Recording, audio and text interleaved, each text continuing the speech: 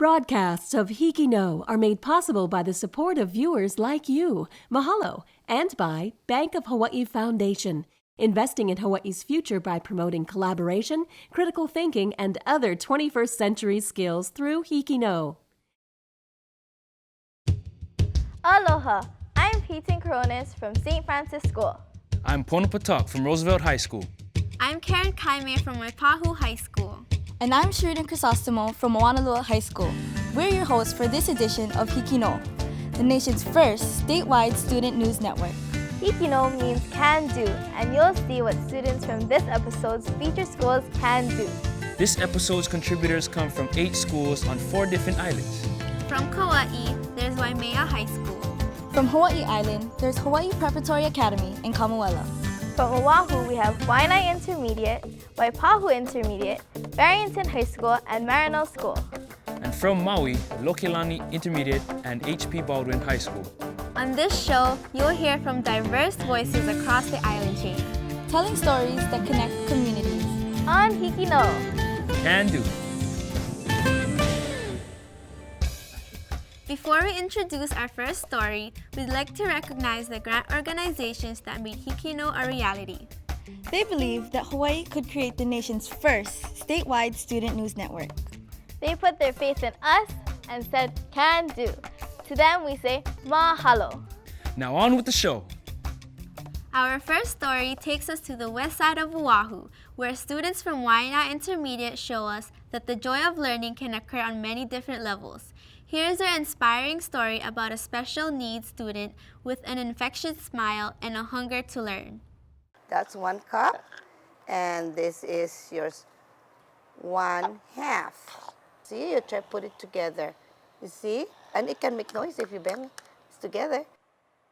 Water. Woo, it drips. See, you can't hold it because it's liquid. Water. There are 4 million children in the United States who are disabled.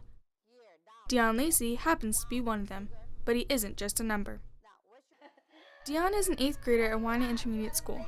He's just like everyone else, but he lives with these 4 disabilities: Danny Walker variant syndrome, spastic cerebral palsy, quadriplegia, and he is also hypothermic. Dion is not able to control his body, but he can control his mind and his emotions. It's harder to work with Dion because of his disabilities, but his teachers really enjoy working with him. He's the happiest kid I know. He always smiles, laughs, and giggles. He just brightens up everybody's day. It's not on the top yet. It's not 1/2 cup of water. Working with Dion is a lot more challenging than other kids. Besides that, it's more exciting and a lot of fun. You okay? Blink your eyes for me. Can you blink? Despite the fact that he has disabilities, he is still able to learn like other students, and he is improving along the way. Yes? Able to recognize his name by looking at his name in print and in math skills, able to recognize numbers and identify big and small objects, and a lot of other things. 3. Dion not only has his teachers by his side, but he also has the support of most of his peers. He likes when kids tell him hi, or when they say, hey dude, he smiles and he giggles. He loves that. This one would laugh. Dion's teachers are dedicated to teaching him basic recognition skills through the use of signs, symbols, and pictures, so that Dion will be able to respond to simple questions. Although he will never be able to communicate fully like most people, the overall goal the teachers have for Dion is to help him enjoy as full a life as possible, in spite of his physical challenges. This is Emma Jordan from Waianae Intermediate School for HIKI NŌ. The students from Waianae Intermediate who produced this story showed a great deal of respect for and sensitivity towards their fellow student, Dion. In a similar vein, students from Farrington High School show us what happens when 2 so-called cliques that don't usually socialize with one another come together for an event with hopes of gaining a greater understanding. Farrington High School students are involved in many clubs and sports. Unfortunately, these groups hardly have a chance to get to know each other. The Farrington band and varsity football team both spend long hours at the football games from August to October. 1959, Farrington graduate Jackson Lee, together with band director Charlie Regua, decided to organize a social to bring the 2 groups together. His goal was to try and create a bond much like how it used to be back in the days when he was here as a student in 1959. Band helps us pump us up during the games, and yeah, we want to get to know them better so we can bond as a team. This year's social was a lot of fun because we got to meet a lot of new football players. And as every social goes, we got to play games. Games with the football players get a little feisty and intense. The Farrington Culinary Academy cooked us teriyaki chicken complemented with cabbage, mac salad, and spiced strawberry shortcake. I had the most fun during the event, Cookie on Your Face, where you have to move a cookie from your forehead to your mouth, not using your hands, but your facial expressions. Every little thing matters, and this right here matters a lot. This activity benefits my students in many ways. It has nothing to do with music. More importantly, it has to do a lot with preparation for life after high school. Somebody has to plan, somebody has to budget, somebody has to make orders, and somebody has to take charge. So there is a lot of leadership involved, and I don't believe that one person should be the leader of all. I believe that everybody should be the leader of themselves. By doing this, not only are they growing as a person, but as a leader.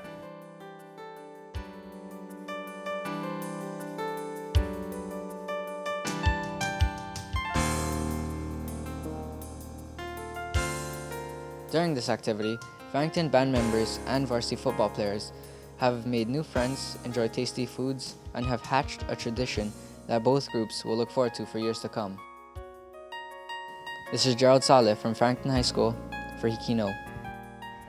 If you'd like to comment on this story or anything you see on HIKI NŌ, join the discussion at facebook.com/HIKI-NŌ-CAN-DO or send us a tweet at twitter.com/HIKI-NŌ-CAN-DO. Later on in the show, we'll find out how a student at HP Baldwin High School balances her life as a student with the growing demands of being a rising young golf phenom. But first, let's go to Waipahu Intermediate School for an important lesson on showing respect.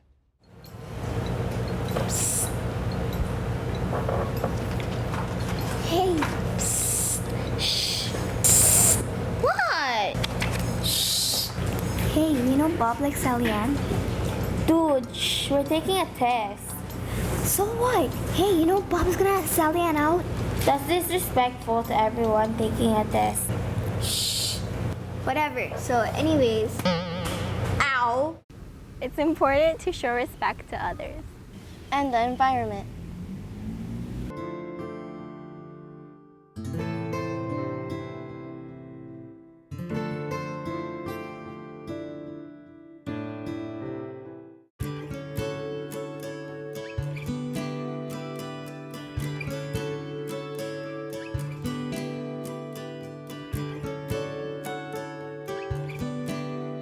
Show respect. It brings out the color in you. The respect for the environment touched on by the students at Waipahu Intermediate takes on a whole new meaning with students from Hawaii Preparatory Academy in Kamuela, where nurturing the land gets the school that much closer to realizing its dream of a sustainable cafeteria. The terraces here in the Kohala Mountains were used hundreds of years ago to sustain the Hawaiians of this area. Many years later, HPA students are bringing them back to life in an effort to make their school more sustainable. Considered the backbone of this undertaking, Mr. Emmons can often be found working in the terraces in his free time. If you put this in water, just like this, you're gonna have, in 2 days, you're gonna have roots starting to come out, which is good, and then you can just plant them. But what I'm thinking is that why not stick them in here, and then keep them like this and fill this with water. The water will stay inside. We do try and incorporate class learning as well as cultural learning. Students in environmental science class test phosphate levels in the soil and see if it's good for planting, the amount of rainfall and sunlight, how it affects the plant growth. Waipio Valley taro is like all water, so they plant it straight in the water, and this is more dry taro. But we still have to irrigate it, it still needs water. The effort continues in the academic area with Mr. Franklin and his sustainable living class. I like to eat locally grown food and to share that passion I have for good, hearty local food with students. I hope it raises awareness so people consume less, we reduce our waste, And we're able to continue the programs we initiated by having things like 100% of our food at our cafeteria locally grown here on campus, and the waste from the cafeteria all processed and dealt with on campus. I think we'll see all of our paper waste in the next 10 years. I think the great thing about the program is that although Mr. Emmons and I are initiating some of the programs, we have a really high number of passionate students who are taking it over from us, and that's what is really going to make the program successful.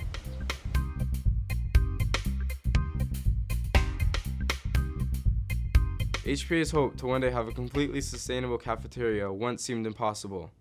But the effort of these students proves that anything is possible.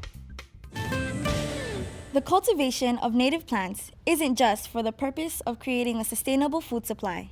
As you'll see in this next report by students from Lokelani Intermediate on Maui, there's a special plant that can help prevent the destructive effects of erosion.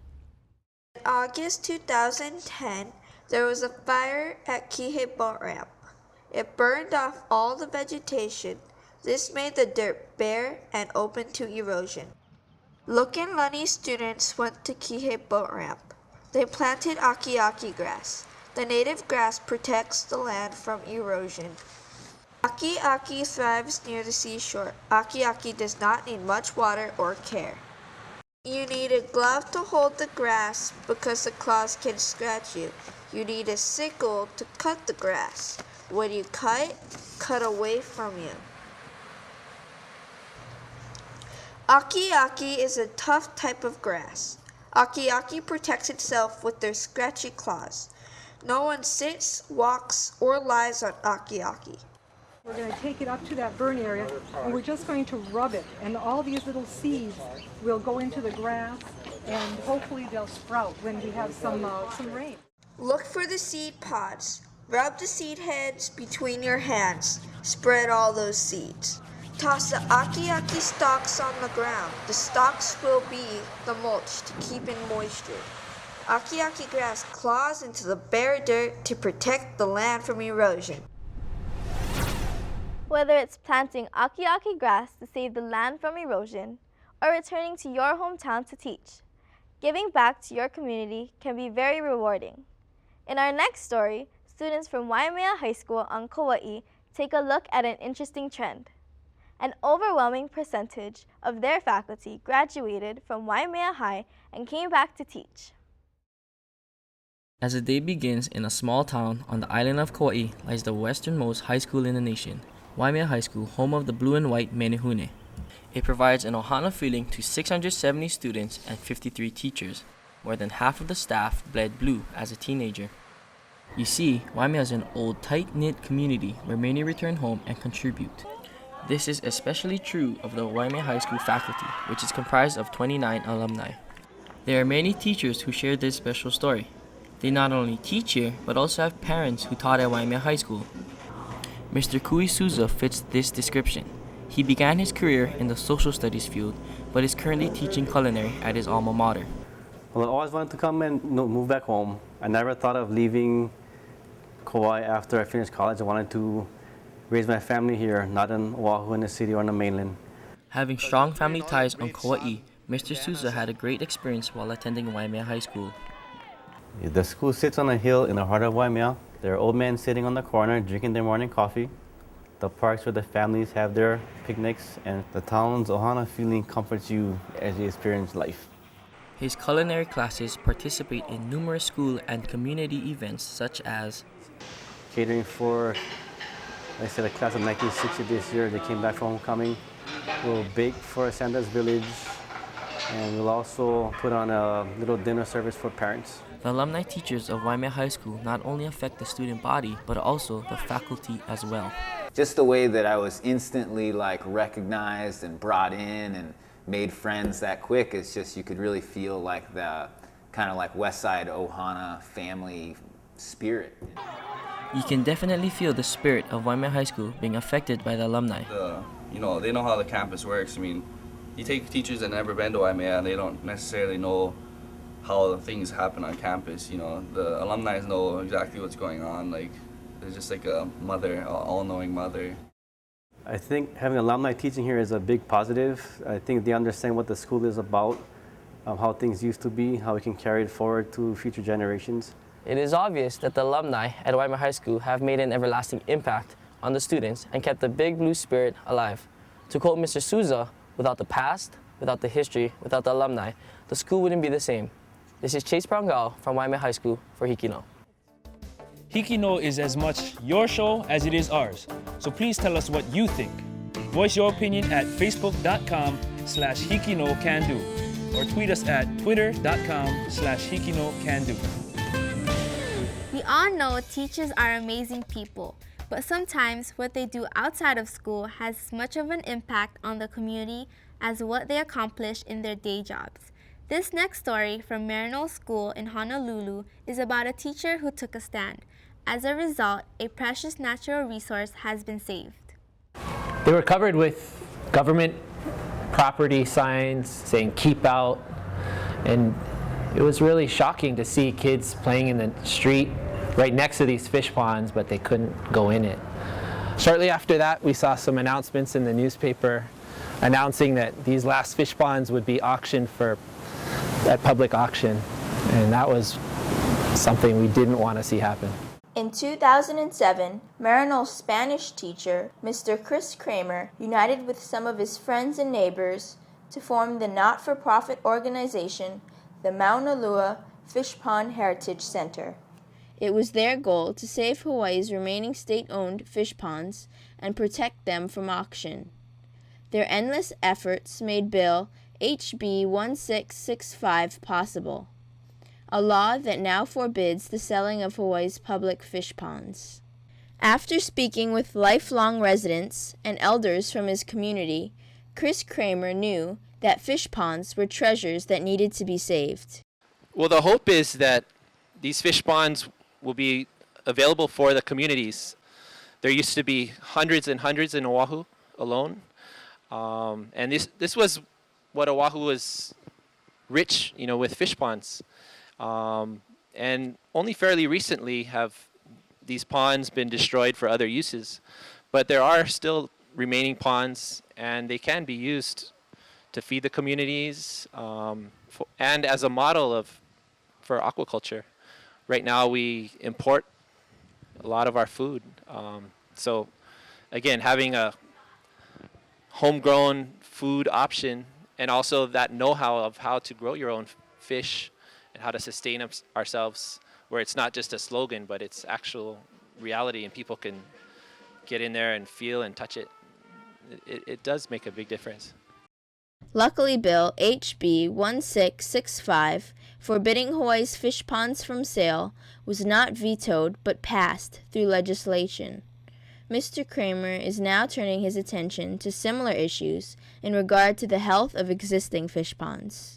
This is Tabitha La'anui at Maryknoll High School for HIKI NŌ. Life as one of the country's top amateur female golfers can be extremely demanding, but so can that of a high school student trying to get good grades and still maintain an active social life. Is it possible to do it all? Students from HP Baldwin High School follow a case study. Cassie Isagawa. Senior Cassie Isagawa blends into Baldwin High School. For first period, I have Medical Biotech 2. Second period, I have Trig/Algebra 3 with physics. However, Cassie leads another life as one of the top junior golfers in the United States. I participated in the Junior PGA Championship, which was 2 years ago, and this year, and actually won this past year. I participated in the 2010 Junior Ryder Cup, which was my first time. When she first won tournament champions, when she was at 12, because that was the time that she always would play, never could get to the top, always would finish second. When she won that, and that was the turning point of her career, I guess. And that's when, from that day on, she just kept on elevating her skill level in the game. Her daily practices make her shine on the junior circuit, but they also take away from her schoolwork and student life. To be honest, I think I've missed about maybe a quarter of the school year. My playing hours are like 4 to 8 hours, so instead of sleeping, I'd actually have to do my homework in there sadly, but I really try hard to get caught up and make sure my grades don't drop. You don't have time to really like go out and go party and like go to sleepovers and stuff. It's hard, but I seem to really get on myself. You know, I tell myself that these assignments are due. I want you to be proud of yourself. Cassie calls the blend of her academic and athletic lives the most rewarding part of her efforts. Now that I signed in November, having a full ride scholarship, University of Oregon, I think that was the most rewarding part.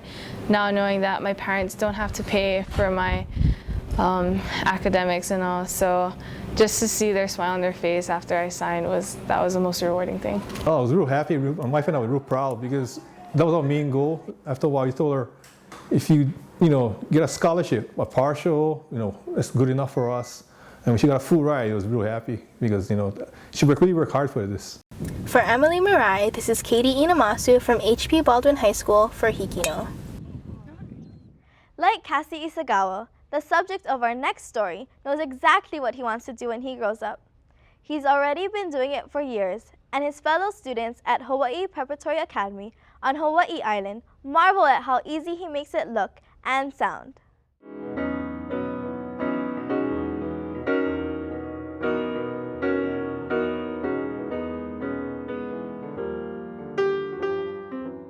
Kyle Matsuda started playing the piano at the age of 8 and started jazz 4 years later.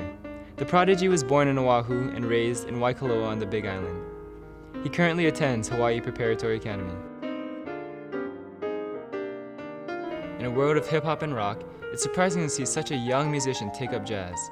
Let's take a look at his motives and accomplishments. In the beginning, my parents forced me to take lessons, but when I really got into jazz at age 12, that's when I really started getting into playing. So I don't know, I'm always listening to music or playing or thinking about it. Well, I first heard this record called Time Out by Dave Brubeck, and that's really what got me into playing jazz. Well, the best part of jazz for me is the improvisation. A lot of it's not written down, so you just have to create it on the spot. Because everyone's creating at the same time, it takes a lot of communication and interaction. Kyle and I have known each other since 3rd grade or so. We play in a band with each other called Life Clock. And Kyle is straight A student, and he's just wicked talented, and he literally could do anything he wants with his life. On the Big Island, I've played mainly at the Blue Dragon in Kauai, Boston Basil's in Kona, and Luke's Place in Hawaii. He definitely is beyond his age in knowledge and skill. I've been to the Stanford Jazz Workshop in Palo Alto, and then also the Brubeck Summer Colony, which is held at University of the Pacific in Stockton, California. I played with Ndugu Chancellor. He was the drummer on Michael Jackson's Thriller album. My uncle's Charles Brotman, and he won the first Grammy that was awarded for Hawaiian music. Jazz has been a big part of Kyle's life. Only time will tell where music will take him in the future. New York, Paris, London. With his hard work and talent, there is no time out on these 88 keys.